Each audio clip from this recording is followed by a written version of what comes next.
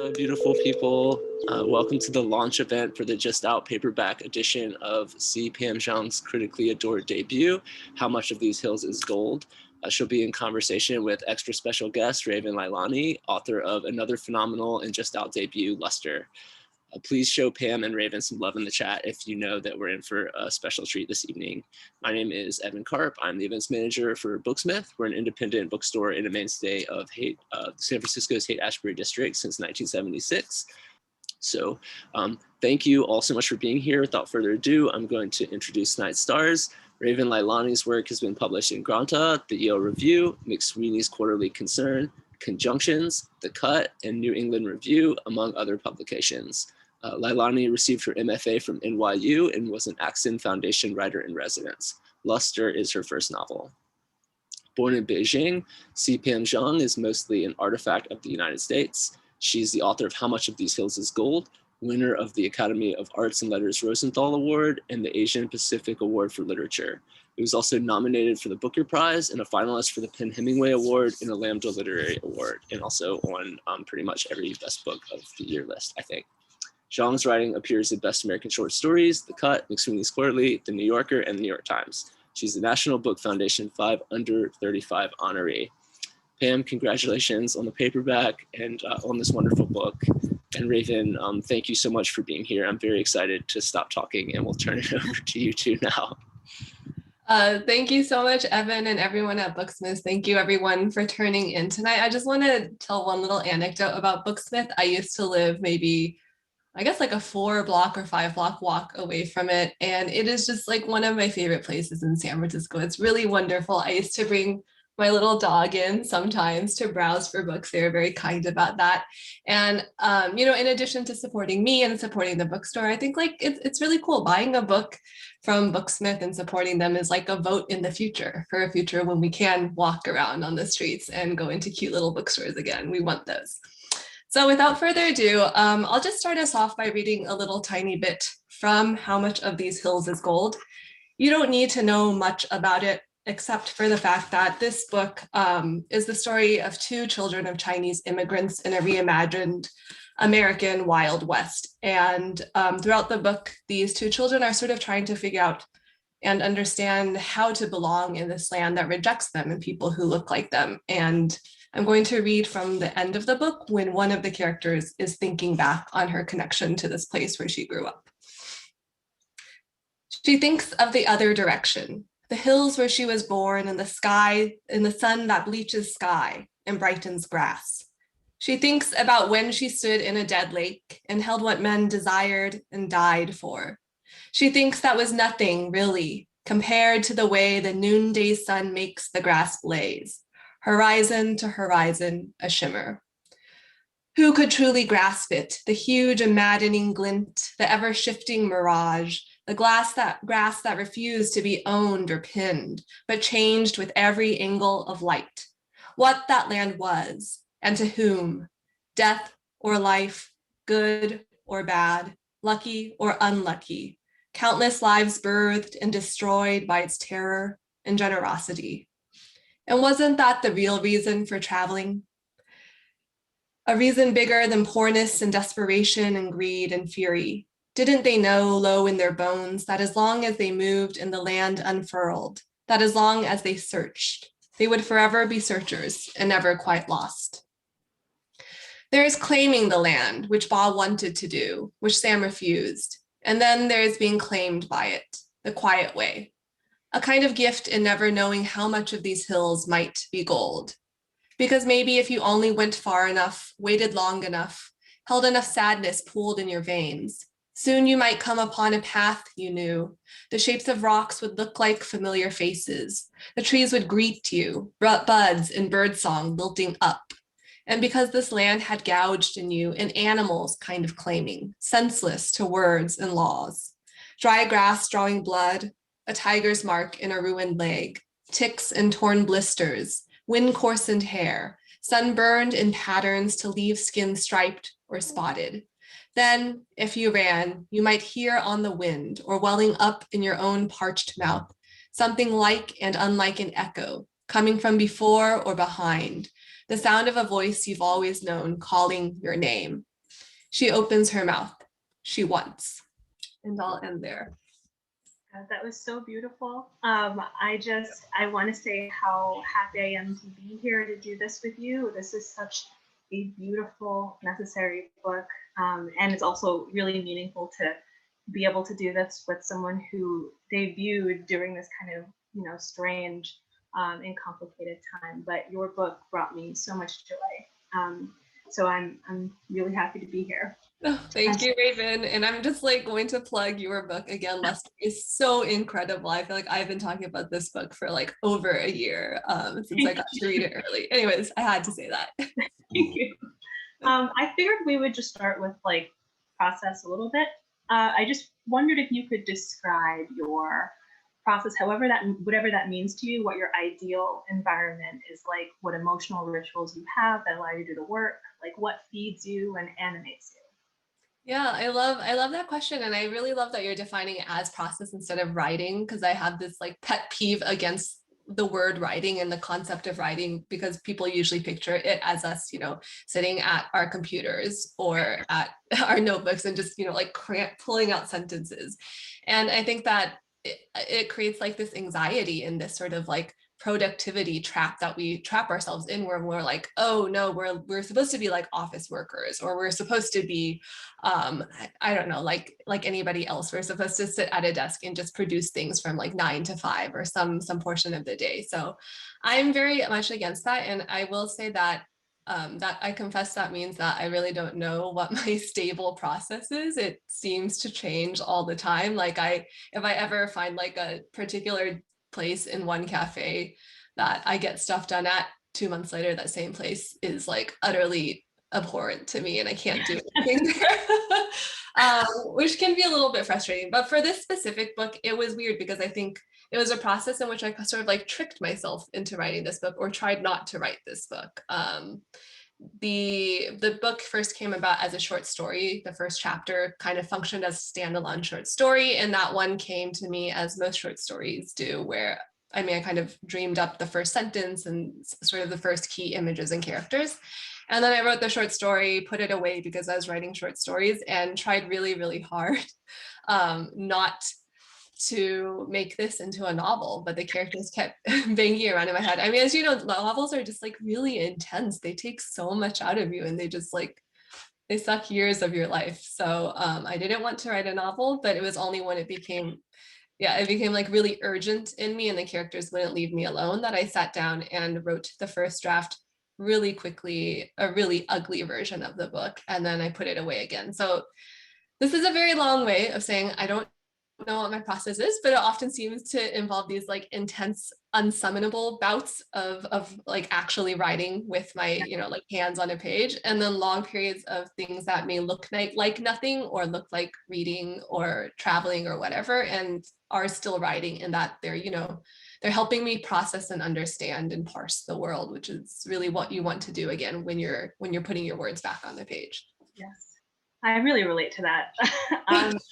So I also want to talk about craft. I think this book is a brilliant example of something that I think is really hard to do, which is balance both beauty, adornment, and clarity. And there are things we could say, kind of asterisks around clarity and how we define it, and how we're conditioned to define it.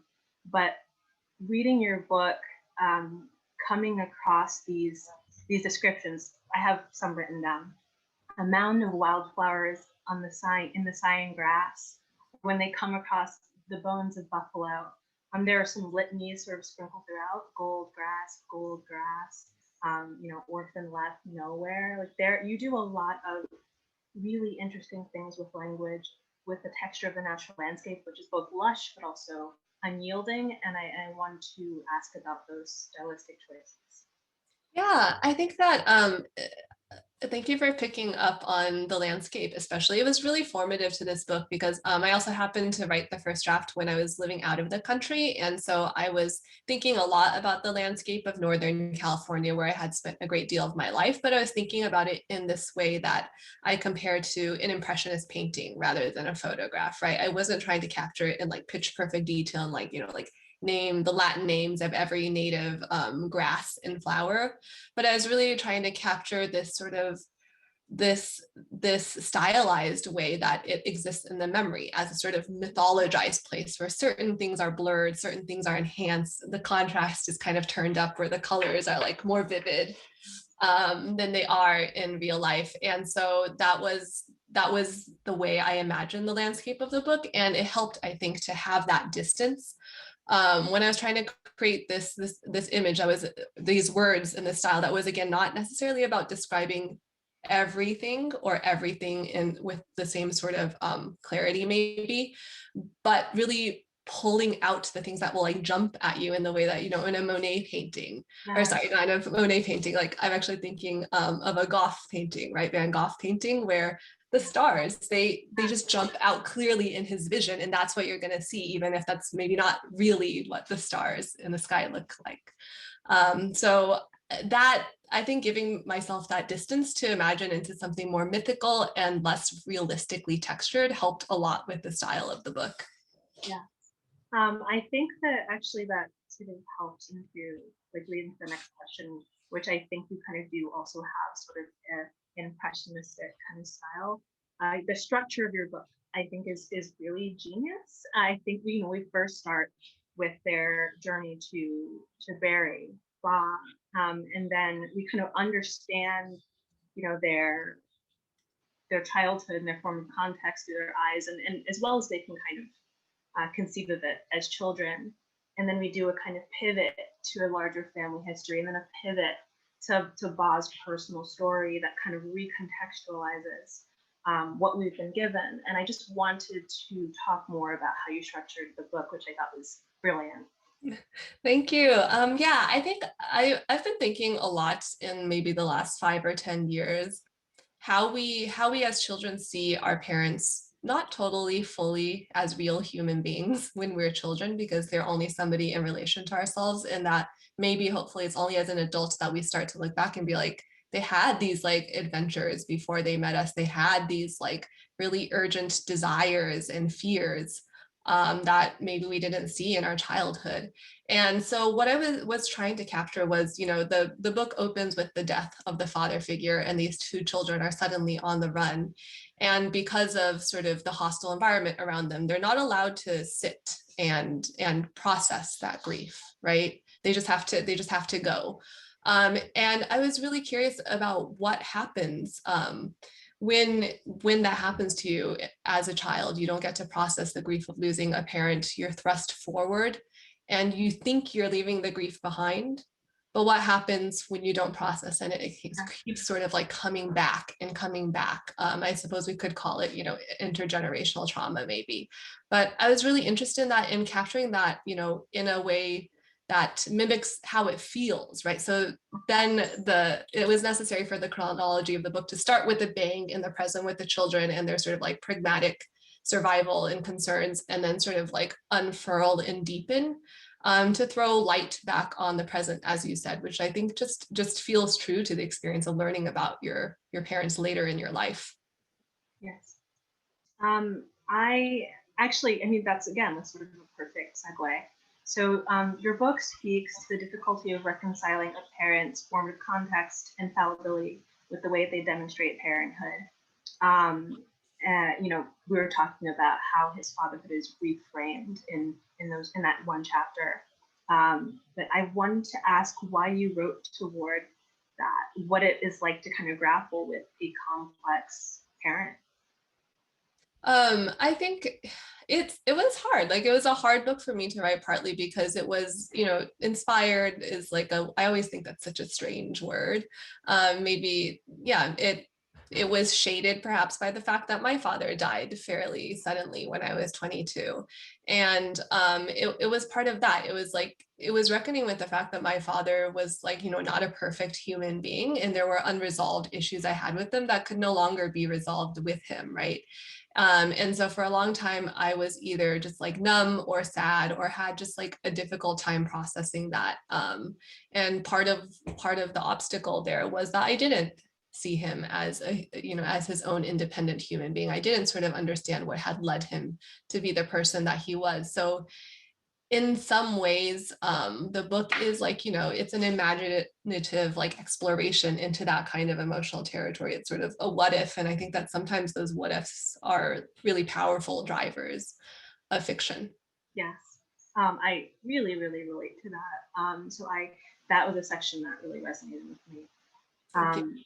I did also want to talk about faith and trust and belief, which I think feature greatly in this book. There are lines in this book like belief makes the pain worse. Knowing is worse than not knowing. You draw lines between secrecy and lies. In your book, and I believe in life, faith is vulnerability. It's a kind of surrender. And throughout the book, both Sam and Lucy kind of oscillate in their relationship to believe, there is a comfort in the non-belief, but a comfort in faith. And I wondered if you could talk more about faith as a subject in your book.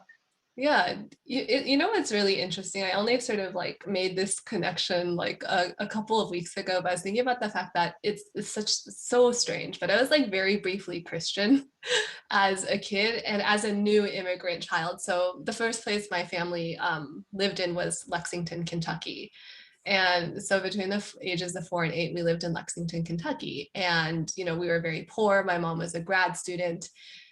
And one of the great hacks into free daycare, free childcare was the church, because you would send your kid off to Sunday school and they would be fed and they would like have adults and they would like be reading, I guess, reading the Bible is reading for like a whole half a day. And so I and a lot of these immigrant children went to Bible school, and I was very, very religious for 4 years, but I think honestly I was too young I don't even know like what branch of Christianity I was learning, but it didn't feel like one of the like ultra scary like Catholicism ones. It was pretty friendly. So like as a kid, my only understanding of it before, especially a lot of, I think, where the church gets weird with sexuality, we were too young for that. So it was really just like really good storytelling, really good songs. Like the Old Testament, I've, looked at parts of it as an adult, and the language is spectacular. Like the syntax, the images, it's spectacular from just a literary perspective. So I'm trying to get my long way around of answering your question is that weirdly enough, I was religious. And I think in these early phases, I couldn't tell the difference really between religion, storytelling, and then later, as I grew a little bit older, the kind of storytelling, non-religious storytelling that we engage in as a nation, right? The story of the American dream. The mythology of westward expansion and manifest destiny. Those and the Bible and fiction all kind of run together to me in a same kind of vein. So I think that's probably where a lot of the sort of faith and belief conversations that run through the novel come from. I mean, I can fully relate to the Bible being sort of a performative text. It absolutely was for me. I came up Seventh-day Adventist and was that for a long time. And so I feel especially attuned to those themes when I see it. And Raven, I'm developing right now this like proto-hypothesis that I think so many of the writers I love, like you and your work, and I also love, writers like R.O. Kwon and Garth Greenwell, and I'm beginning to understand that a lot of these writers had faith or religion in their lives as younger people. I'm like, oh my God, are we all just trying to fill the hole? Oh, 100%. Like 100%. I think it's one of the gods, at least reading one of the gods you erect in that. All right, I will return back to questions. So throughout your book, the question of home is constantly recontextualized. As Sam and Lucy leave home and try to find a proper burial site, the way the racism requires constant assertion of the right to inhabit that space, and then Lucy's orphanhood and severing from history. I wanted to ask about the role of home in this book. Yeah, it's a driving force, and it's certainly a big question in my life. And I think that unfortunately, with all the anti-Asian hate crimes and xenophobia this past year, it's become like depressingly relevant again. But I think that, there are many ways of being marginalized and othered in America. But I think that especially like as an Asian woman, one of those ways was one of the most hurtful of those ways was this idea that you could never belong, that as many generations as my family lives here, people will take one look at our Asian presenting faces and ask, where are you from? And I think like every single Asian person I know in America has faced that string of comments where someone asks you where you're from and you say, you know, like Sacramento, California, or Houston, Texas. And they'll ask you, where are you really from? And just try to press you as if, you know, there is no way to actually belong no matter what you've done or how long you've lived here. And you know, that question when in the period right before I wrote this book, like it entered a space of sort of emotionally entered a space of defiance as well. I was kind of like pissed at that. I was living in Bangkok at the time of writing this book, and you know, my background is Chinese, not Thai, so there are lots of nuances. But my initial reaction upon moving there was, this is my first time as an adult living in a majority Asian metropolis, and because there are a lot of Chinese, ethnic Chinese in Thailand, no one paid attention to me like in a special way. I could just walk down the street. I was like, this is what it's like to be in a crowd. This is what it's like to not feel yourself sort of like open to people's comments, or to sort of their questions all the time. And that is something close to what many of the characters in my novel are thinking about to this weird tug and pull, where it's like at the same time you can love the country you were born at, and you can want to, with every fiber of your being, to feel connected to it, and especially for many of the characters in this book, connected to the natural world, the environment of it, but have the culture at large tell you that you can never belong there. And so like, how do you define home? Do you fight for that feeling, knowing that that might be a fight you fight all your life? Or do you, you know, sort of do the fuck it thing and be like, I'm just going to go somewhere where I don't have to deal with this? I don't know. I did want to talk about Sam and Lucy's relationship, which I think is, I mean, is complicated for a number of reasons, but also complicated for their different kind of relationships they have with their parents and their perception of the kind of allotment of love each has been given.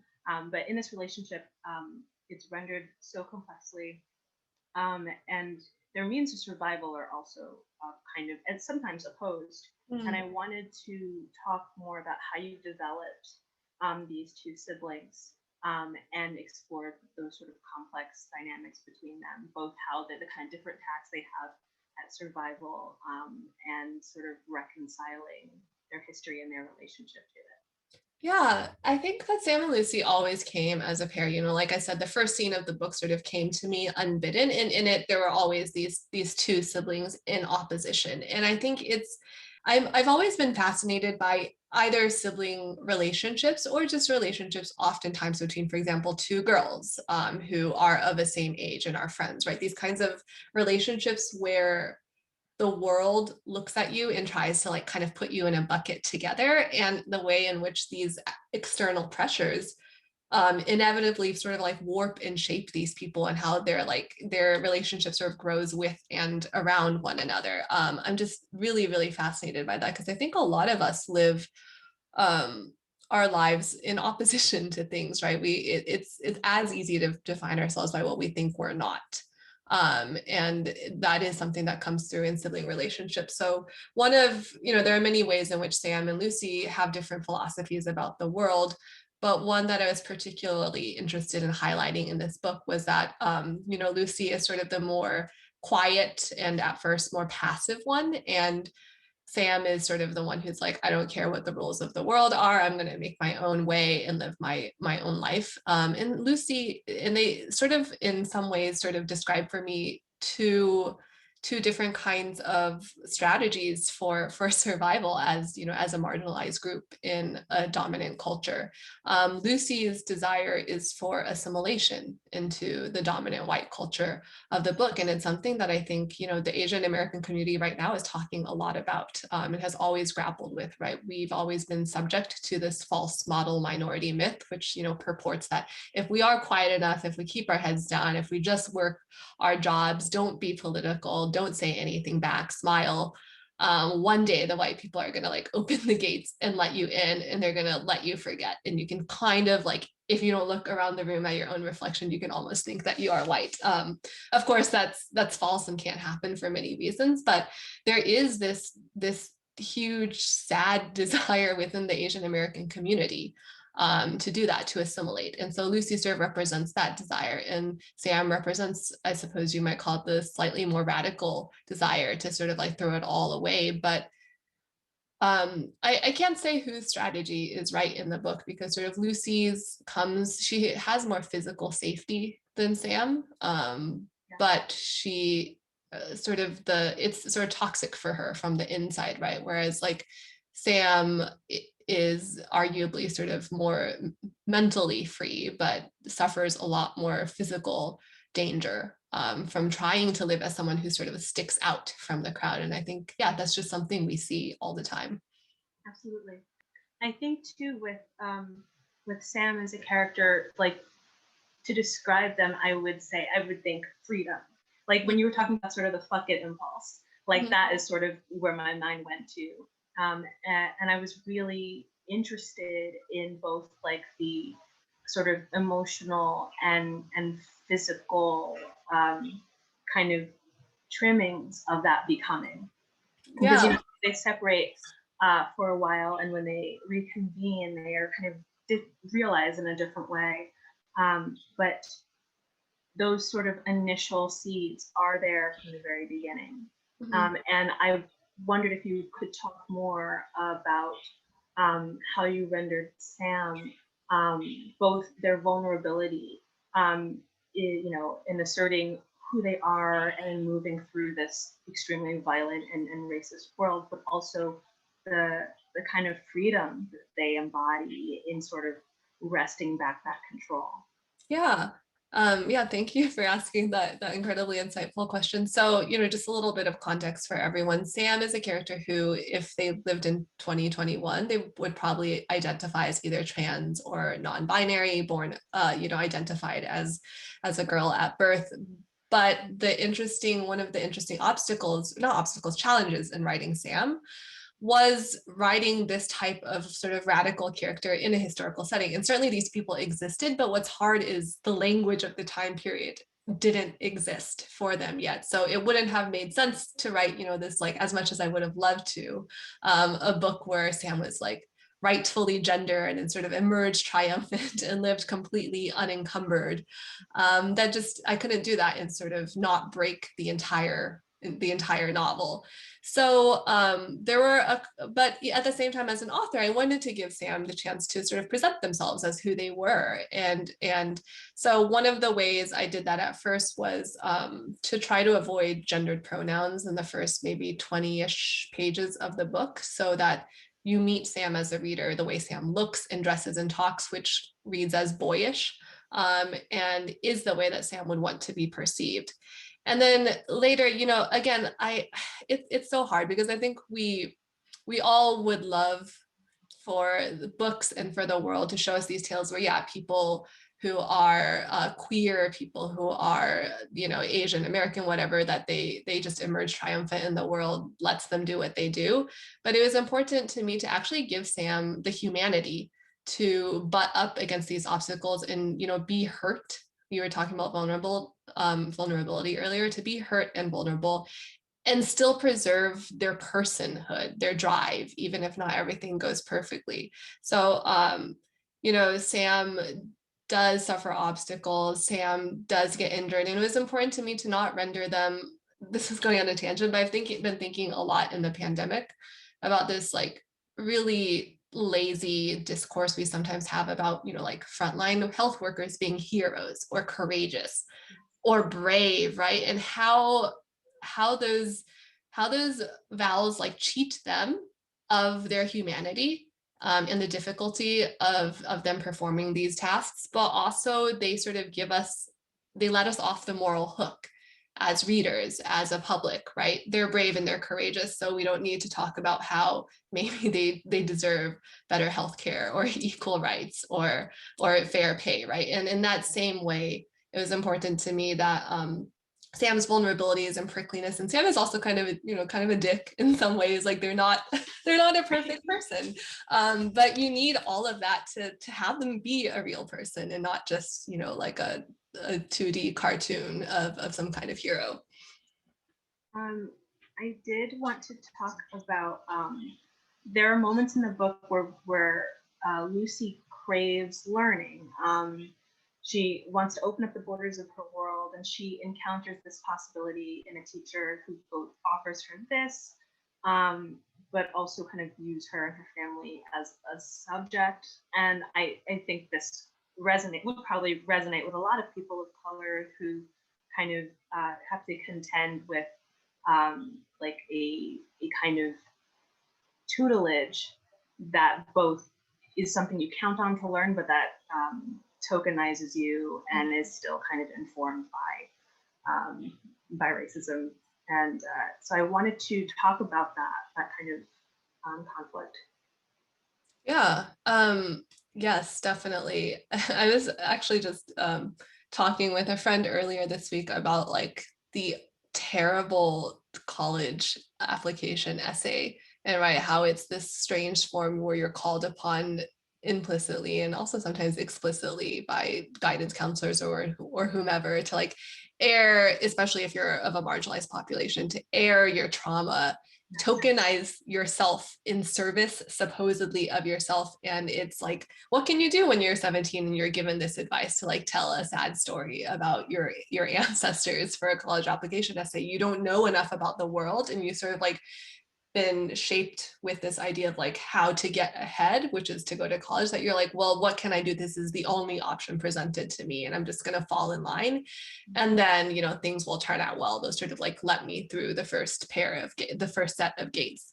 And so I was thinking a lot about like institutions, right? How institutions and these systems these hierarchical systems we have in society sort of groom people to accept this tokenization, right? To accept these things that are packaged as goodwill, and may indeed, like in the case of this teacher in the novel, be understood even by the teacher himself as goodwill, as helping, as charity, right? So it was important to me to create a dynamic like that in the book, to sort of like cast a more critical eye on these well-meaning institutions. Like I didn't want to create, have a book where all the white characters are, just evil and violent, because that's not true. That's just not the case. But there are ways in which well-intentioned desires to help that are not informed and not generous and frankly condescending are also really, really harmful in their own way. Absolutely. I also want to talk, there was a line in your book it was like you either pay for it in coin or dignity. That really hit me. You get at both how the body and currency are intertwined, sort of in the literal sense, the physical toll that this work takes on the body, but also what is sort of traded in a way for the violence that's sort of enacted on it. And I wanted to talk about that, both the body and money, and the kind of truly the sort of debasement that you feel when you have nothing, and the way that interacts with living parallel to people who have plenty. Yeah. So in this world that doesn't respect this family's sort of their intellect or their entire humanity, the only currency they often have is their body. So there's both the coin of, this hard manual labor of mining and prospecting, which like breaks down the body and leaves all the members of the family who work in the mines scarred, right, for the rest of their lives, marked for the rest of their lives. And then also, I was really interested in this book for especially the women or the people who present as women, the currency of their body as sexualized objects, right? We still live in a deeply misogynistic world, but the historical world of the novel is even more sort of naked in its misogyny. And so I was really interested in having these female characters who, again, without telling the tale of, just like triumph over the patriarchy, and like empowerment in that girl boss way, female characters who look at this world, see its sexism clearly, and see how, I hesitate to call it power because they're still just not allowed to have power in this world, but how they can, I don't know, like lend some agency to the way that their bodies are seen as sexual currency, sort of have some say in how that's used. So we have, for example, the mother character who is deeply sexualized by the men she meets, and sort of like uses that to gain, like favors at the store for her family, or to like protect her children or buy them opportunity. And we also see someone like Sam, right, who is assigned female at birth, and sort of sees that half of the equation, right? How girls are sort of trapped within these constraints, not permitted these freedoms. And then when they start being seen as a boy or as a man, is somebody who's even cannier of these gender dynamics and cannier of even like the performance of gender presentation, because they saw the other side of it. I was thinking, as you were talking about that, that moment where Ma talks about beauty as a weapon. Mm-hmm. And so there are moments, and I think one of the most brilliant parts of this book is when you write through the sort of faculties of a child, you can feel on the page them trying to sort of cobble together hugely existential problems with the kind of sort of faculties they have, which are young and which are kind of incomplete, and are trying their best to sort of make sense of what they're seeing. There's a scene where I think Lucy is witnessing sex, what that looks like, what that sounds like, and is trying to make sense of that. So I wanted to talk about sex and the way that her understanding of her body's value, of sort of sex as power, how that sort of evolves as she grows up. Yeah, so I think that as a child, because Lucy is just looking, through the world again with these child's eyes, and seeing like her mother, who's just like beautiful and desirable and like carries herself with a certain presence, she thinks of beauty as just kind of, I guess, like a currency, I guess, without a tax or without any negative aspects to it. And then later, as Lucy grows into sort of young adulthood and is herself this object of objectification and male desire, she begins to see how even in using this like terrible limited currency that you're given in this world, it sort of takes something else from you. You do pay some kind of like emotional psychic tax in using it, right? There is something that feels burdened about it. Side note, I'm reading Girlhood by Melissa Fabos. I don't know if you've read it yet, but it's just like, it's so good on all of this. And so as I'm talking, I'm like, I'm just saying this so much less articulately than she is. But it's, and then at the end of the book, right, and in a way that like to me is like so saddeningly reminiscent of the murders of Asian women that happened in Atlanta a couple of weeks ago. Lucy, as women and marginalized populations all over the world have always done, ends up actually doing sex work, right? Because that is the only value she has in this world. And she sort of like starts to lose herself. And one of the tragedies of that is that she is introduced to sex work before she's introduced to sex as pleasure.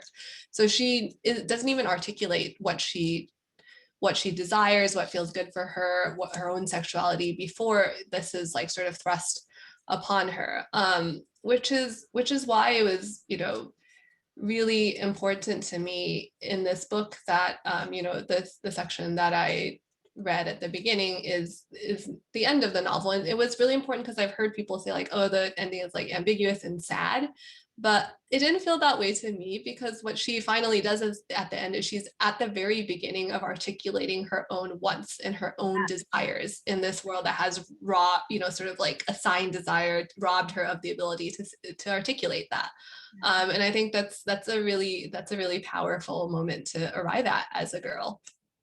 Absolutely. And I think that's a good place to pause. I have one last question before we turn it to the crowd questions. So if you have questions, please put them in the chat.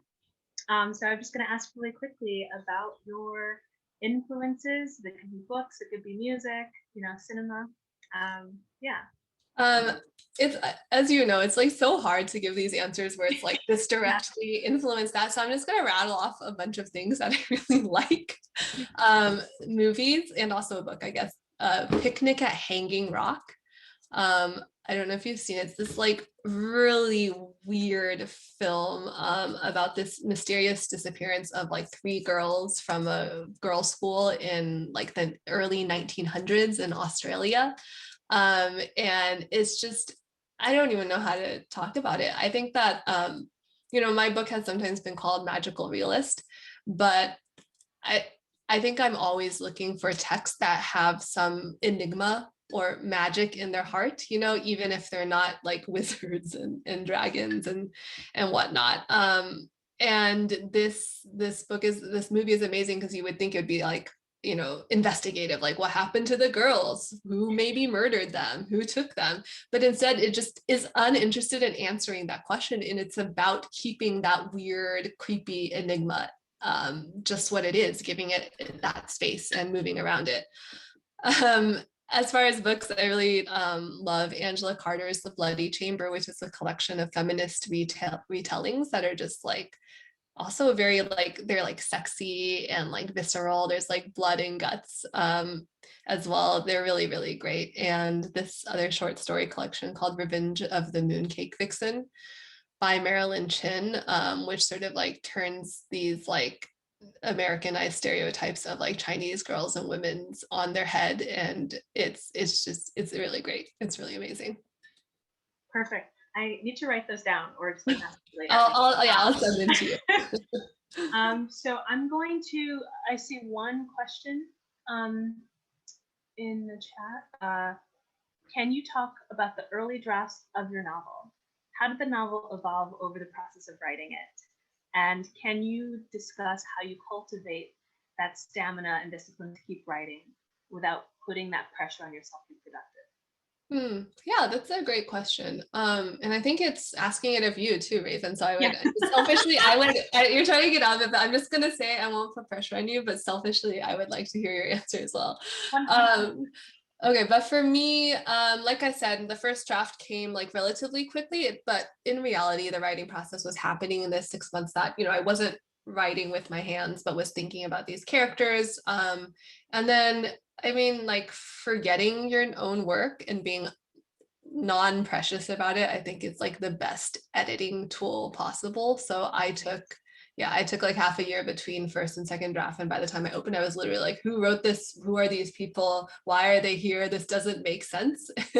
And I kind of like started with a blank document. Like I would cut and paste sometimes, but really started blank. And I really love cutting. I really love editing. I think that shedding that preciousness about work is the best thing for it.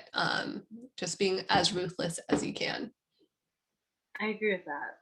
I would say for me, I also did not like intend necessarily to be writing that book. I had a totally different project before that I threw out after having some really hard conversations with some readers I trusted. So it was a project that I started in a panic, like truly a panic. But because of that, I think that I didn't, in that panic, have time to hand wring over whether it belonged on the page, because it kind of was just coming from this, I don't know, it was coming from this sort of primal, unedited, unprecious part of me that felt urgent. And I never really know what's going to happen as I'm writing, so I kind of just wrote into it. But I do agree about the kind of ruthlessness. I will say, for me, I need as much distance emotionally, weirdly, from a subject before I feel like I can actually get it effectively on the page. So I need to write with a cold eye. I need to edit with a cold eye. But for me, it's a very slow process, very slow, because I can't just write like a full draft. I kind of have to, each sentence has to feel right until I can move on. So it's a slow process, but it also is, I let it come from that messy place. And I just kind of have to receive it. I mean, that sounds a bit woo-woo, but like I have to receive it. So yeah, I think that is sort of my process, which is it's kind of, for me, hard to articulate. So we have another question. I noticed that as I read that the Chinese dialogue in the book appears to be Mandarin. The majority, though not all, of Chinese migrants to California were Cantonese speakers. What influenced the choice to have them speak Mandarin, if anything?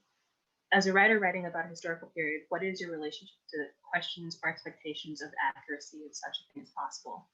Yeah, that's such a great question and a great call out. I'm glad you know about this time period. It's always really, really exciting to hear when people have these facts in their head. So as you alluded to, in the real world, a lot of these first railroad immigrant workers that came to China spoke Toisanese and not Mandarin. So to me, there is always in a novel this question of, yeah, like, what do you do? How close do you stay to the facts? And I think that when I step back from it, that one of the bigger questions for me really is like, what is the different role of a writer of fiction and of a historian, right? And I think that for me as a writer, it was important to me to capture a lot of the emotional texture in the same way that I was talking about capturing with sort of like an impressionistic painter's brush, the physical texture and the look of the landscape. I'm not fluent in Toisanese. My family spoke Mandarin growing up. And so what I could do was inflect the text with Pidgin Mandarin and sort of capture some of the syntax and capture, these feelings that are universal to immigrants that speak different languages, of finding and losing your language, of having these sort of like special family internal languages, and then languages that you use externally in the larger society. And so I think it's totally fair to ask why it is in Mandarin. I think it's also totally fair to disagree and find fault with it. And all I can say is that I hope that what I'm doing is opening a door for other writers, right? I would love to read another novel set in this sort of time period with Toisanese from someone who has that fluency and can capture it in a way that I couldn't. So we have another question. What role did Lucy's interlude with the wealthy white girl serve? Anna, I think was her name. Mm-hmm. It felt like a departure from the rest of the book, and I'm curious to hear more about your thought process. Yeah, thanks for that question. Yes, it was, as I sort of alluded to earlier, part of the goal of what I wanted to explore through Lucy was, again, this idea of the desire for assimilation, the desire for whiteness. And it was important to have this break that felt different for the reader, but also felt different for Lucy, right? Because what she's doing in the opening of the book is she has just lost her last remaining parent. But through the first section of the book, she is still with Sam, and however combative the relationship, they have one another. They have one another to sort of reflect each other, however different they are. They still, they see someone that looks like them, that connects them to their past, right? And to some extent to the heritage of their dead parents. But then there is a break in the novel, and Sam and Lucy spend a number of years apart. And in this time, what Lucy is trying to do without Sam is to reinvent herself, and reinvent herself in the shadow of whiteness, reinvent herself as this sort of like thin, ghostly creature that shadows this wealthy white girl and hopes to sort of like become her, almost be absorbed into Anna's life, right? And I don't think it would have been possible to sort of like render that in a compelling way without a little bit of a psychic and chronological departure from the Lucy at the very beginning of the book, who is much more closely tied to her family. Right. And I feel like that absolutely serves as sort of the catalyst for that next part where she ventures out with Sam again. That moment where I think she takes off her dress, and there's a description of it like in the water with her. Was so powerful. And it was just a really beautiful interlude. So I was happy to read it. Are there any more questions? Not yet, but I think if there aren't any more questions, then that is a good stopping point. Yeah, it sounds great. Well, this was really wonderful. Thank you for letting me do this. This was just really an honor. Thank you, Raven. This is just like so much fun to just spend some time with your brain. Thank you both. This is a wonderful conversation, and Pam, congratulations on the book. It's wonderful to see you and to hear all about it. And Raven, really enjoyed meeting you tonight. This has been a great conversation. Thank you for leading it.